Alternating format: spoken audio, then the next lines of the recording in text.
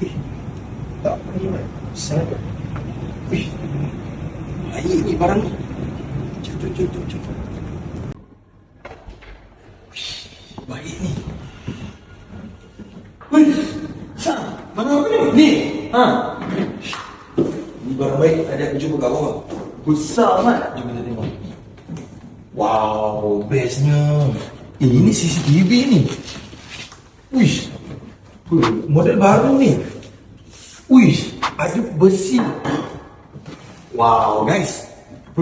Alright. So, tuan-tuan dan puan-puan semua, inilah dia memperkenalkan satu CCTV solar system. Kita bagi sekali dengan lampu solar. So, ini kita akan sediakan best quality yang mana untuk kamera ni dua dalam satu. Ada atas satu, ada bawah satu. Yang kedua, waterproof. Di mana-mana tempat anda boleh pasang. Nak pasang di rumah, di office, di pejabat, di kedai. Sebab apa?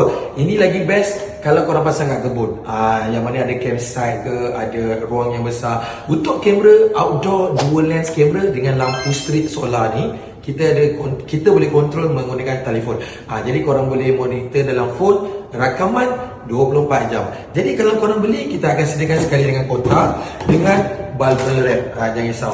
Dan kita ada bagi sekali warranty setahun. Jadi kalau ada yang nak sekali memory card, join live saya ataupun masuk Back Connect terus pergi sekarang.